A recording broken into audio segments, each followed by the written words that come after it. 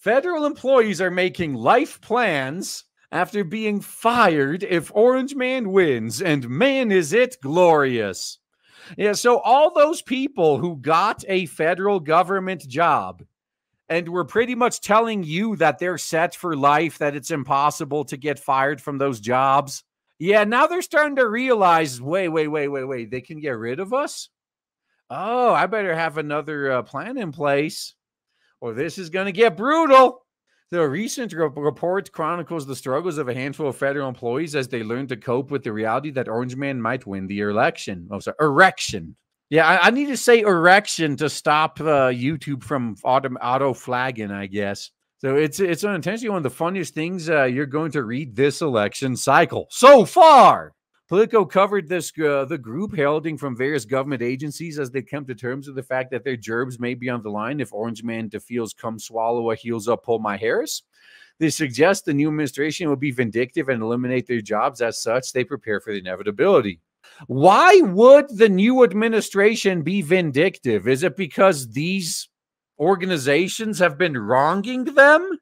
Oh no, the person we've been fucking with might get power over us and fuck with us. Can you believe that? What would Jesus do?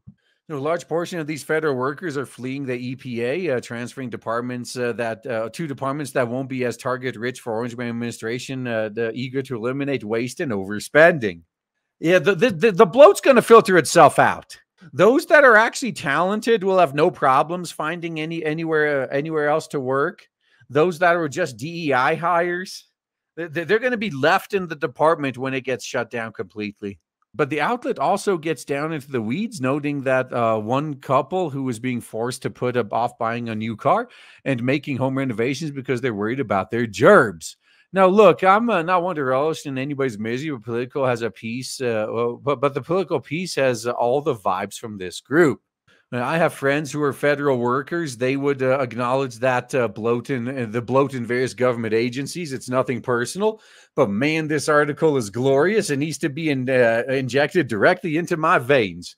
It's practically an ad for an ad in the making for Orange Man's campaign.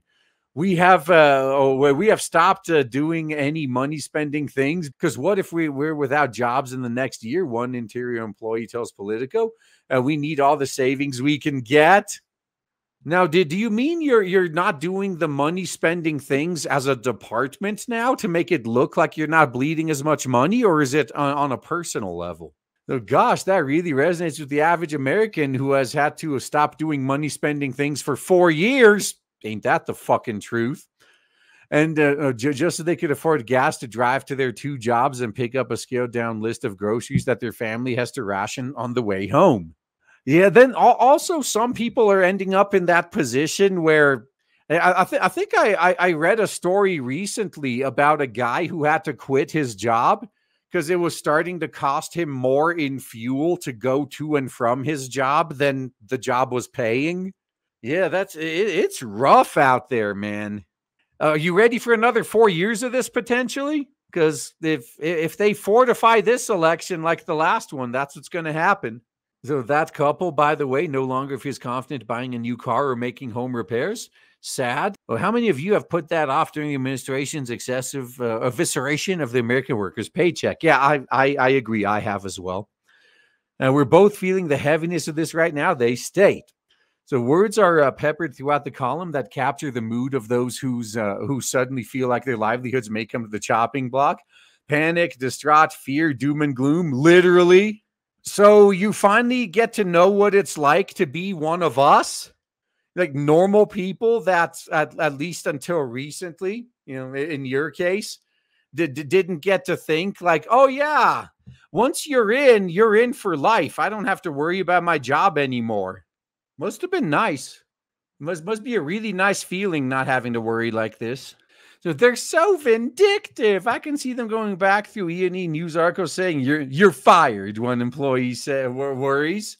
Well, maybe if you stopped engaging in lawfare against them, this wouldn't happen to you. Seems a handful of federal employees can now relate to those who lost their jobs during the pandemic, who were threatened with being or actually were fired if they didn't submit to the needle. Oh, the best part is a lot of places, like there were some hospitals. They forced doctors to quit because they didn't participate in the experiment. And now they're begging them to come back. And most of these, actually, if not all of these doctors are like, nah, I just opened up my own practice. We don't need you. Very hilarious. To quote Officer John McClane from Die Hard, welcome to the party, pal. Yeah, first time. Dude, although one can rest assured that the sacrifice of these federal employees might have to make pales in comparison with the overall picture, you guessed it, the threats to democracy. Yeah, let's use their own lines against them. So people are worried, but anyone who has half a brain is existentially afraid of for the safety of democracy. An employee at the National Science Foundation said, the self-imagined heroism. Funny you should mention half a brain. Yeah, it's like the environmentalists too.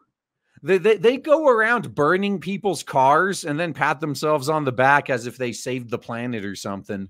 No, you're useless, and you're just damaging those around you to make yourselves feel better. If you stopped doing that, your life would have more value. Like if you just went back home and became a NEET, you'd have more value than you do now, by far. And perhaps the fear isn't so much that Orange Man will be vindictive, but rather that he will hold federal employees accountable. From their perspective, that's no different than being vindictive. Holding someone accountable for what they did is vindictive to them. Does anybody at the EPA or the Interior or State Departments remember what that word means? No, fuck no. Yeah, they're almost as bad as the UN in this regard. So early on in the campaign, the former president announced a new part of his plan to drain the swamp and take on the enhanced federal bureaucracy, requiring all federal employees to pass a civil service test to prove their understanding of the United States Constitution. Yeah, this is fair. I mean, like a lot of things, like your driver's license, for example, you got to get retested every couple of years. I think it's fair for employment too. You just got to take a refresher test or something. Yeah. Otherwise, you like when it comes to driving again, yeah, you got these cases. Like I think it was in Brazil where this like woman's in her 80s failed her driving test like 60 times and then finally passed it. Like you trust someone like that on the road, who under perfect conditions still failed like 60 times? Now, do you really want to be sharing the road with someone like that? So I will require every federal employee to pass new civil service test to demonstrate understanding of our Constitution, a constitutional limited government. So he added this will include a command of due process rights, equal protection, free speech, religious liberty, federalism, the Fourth Amendment protections against unreasonable search and seizure. I know all about that at Mar-a-Lago, don't I? And the other constitutional limits on federal power. Yeah, so you think you'll be able to pull one over on them because you got the Constitution? But they don't care about the Constitution. The Constitution can say whatever you want. They don't care because they have a quote-unquote better one. Imagine feds needing to operate off an understanding of the nation's fundamental principles or established precedents. What a concept. And they should be sued when they fail at this, too. Like cleaning up the corrupt federal government has been at the top consideration for a new administration, as well as a top regret for Orange Man doing his first term as president. Yeah, now you got Milei showing you how it's done, so no excuses. Draining the swamp this time must be more than a slogan. It must be a reality. Well, what if it's not? What are you going to do? Not give him a third term? Oh wait. Sorry if your new car plans take